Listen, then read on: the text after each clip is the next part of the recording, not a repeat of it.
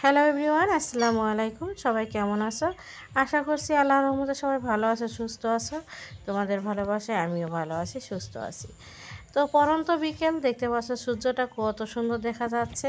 আর গ্রামীণ পরিবেশগুলো মাশাআল্লাহ দেখতে কিন্তু দারুণ লাগে। ধান ক্ষেতের মাঝে মাঝে সূর্যটা কত সুন্দর উঁকি মারছে, দেখতে পাচ্ছ। আমিও এখানে একটু ঢং করে ভিডিও শ্যুট করে নিলাম, খুব ভালো লাগলো। এই দিনগুলো কিন্তু খুব মিস করি, কারণ আমাদের আমার হাজব্যান্ডের বাসাটাও কিন্তু গ্রামে হলে গিয়েও এরকম পরিবেশ ওখানে নেই। তারপরে সন্ধ্যার পরে চলে আসলাম একটা দোকানে, তোমাদের ভাইয়া আর আমি একটা গিফট নিতে। তো আমার ভাইয়ের মেয়ে একটার বিয়ে, ভাইজির বিয়ে, তো নিমন্ত্রণ দিছে সেই বাড়িতে বিয়েতে যাব, সেই জন্য গিফট ছাড়া তো আর যাওয়া যাবে না। তো তাই রীতিমতো যথারীতি চলে আসলাম গিফট নিতে। তো চলো দেখতে থাকো, আশা করছি আজকের ব্লগটার কোনো অংশ তোমাদের ভালো লাগবে। যদি ভালো লাগে অতি অবশ্যই একটা করে লাইক দিয়ে ভিডিওটা কন্টিনিউ করো। আর আমার নতুন এবং পুরনো বন্ধুদের জানাচ্ছি অসংখ্য ধন্যবাদ ও অসংখ্য ভালোবাসা। তো চলো দেখতে থাকো। তো এই গিফটটাই পছন্দ করা হলো। তো চলো, একটা বাড়ি, একটা বোল, একটা চামচ থাকে। এই যে বাবা, হাই।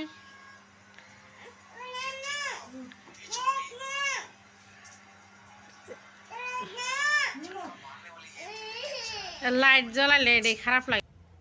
তো ফাইনালি চলে আসলাম বিয়ে বাড়িতে, অ্যান্ড মিউট করে দিলাম, কারণটা হলো বক্স বাজছে, কপিরাইট চলে আসবে, তোমরা তো জানোই।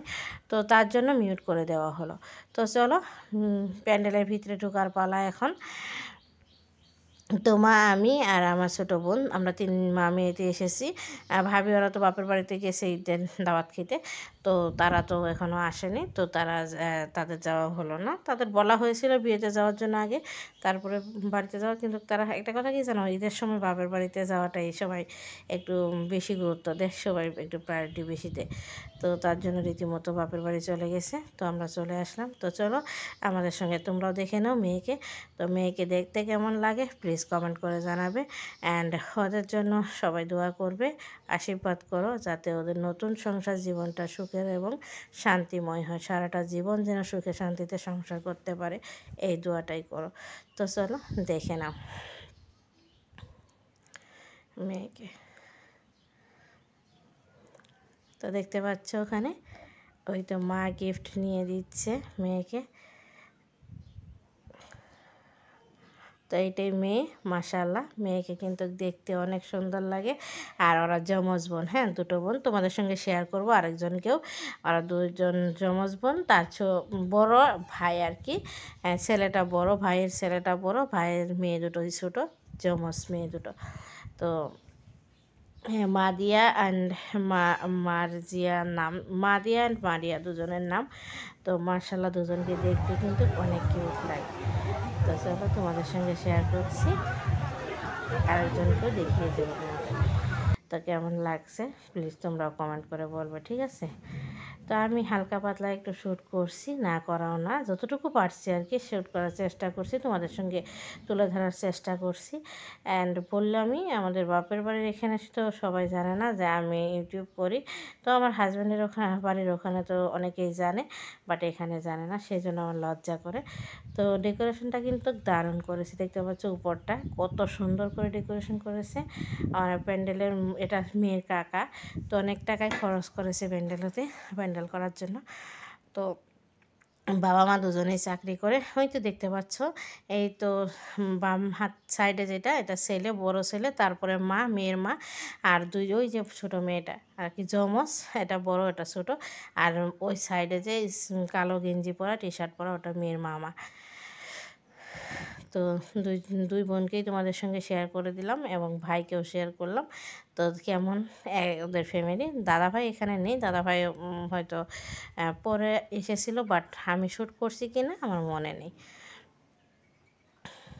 তো ফ্যামিলিটা কিন্তু মাশাল্লাহ, এইটুকু মনে হয় আমার মেয়ে শ্যুট করেছিল, তো ভালোভাবে শ্যুট করতে পারেনি।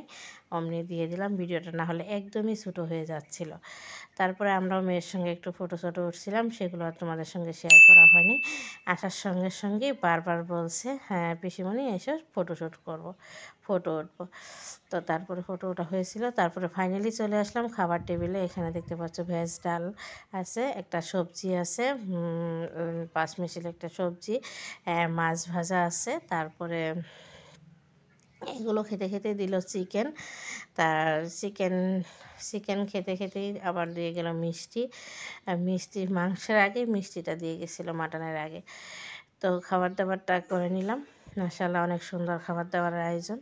একটা কথা কি জানো, একজন বাবা তার সারা বছরের পুঁজি দিয়ে তার মেয়েটাকে যখন বিয়ে দেয়, সমস্ত পুঁজি তার মেয়ের বিয়েতে খরচ করে, খুব মানে অনেক এমনিতে মেয়েটা পরের হাতে তুলে দিবে সেই কষ্ট তার মধ্যে সারা বছরের পুঁজি লাগিয়ে দেয়, মেয়ের বিয়েতে খরচ করতে লাগিয়ে দেয়, সত্যি কথা বলতে। তো এই বিয়ে বাড়িতে খাবার দাবার নিয়ে অনেকেই কিন্তু অনেক ধরনের মন্তব্য দেয়। এইগুলো আমি একদমই পছন্দ করি না, কারণ একজন বাবাই জানে, একজন বাবাই বুঝে সেদিন তার উপরে কী চলছে, তাই না? তো আমাদের ভাইয়া বিএসসি মাস্টার, ভাবিও চাকরি করে। তো আমি একটু লঙ্কা খাচ্ছিলাম, কাঁচা লঙ্কা খেতে কিন্তু দারুণ লাগে। তো চলো আমরা খাবার দাবারটা সেরে নিচ্ছি। খাবার দাবার খাচ্ছি আর মনে মনে ভাবছি, সত্যি এই দিনটা যার যার জীবনে আসে সেই একমাত্র বোঝে। এখন কিন্তু মেয়েটা খুব হাসছে, খুব আনন্দ করছে। বাট বরের গাড়িটা আসলে কিন্তু মেয়েটার হাসি, আনন্দ, ফুর্তি সমস্ত কিছু কিন্তু একদমই এসে হয়ে যাবে। কারণ বিদায় বেলাটা কিন্তু সত্যি খুব কষ্টের, খুব খুব কষ্ট।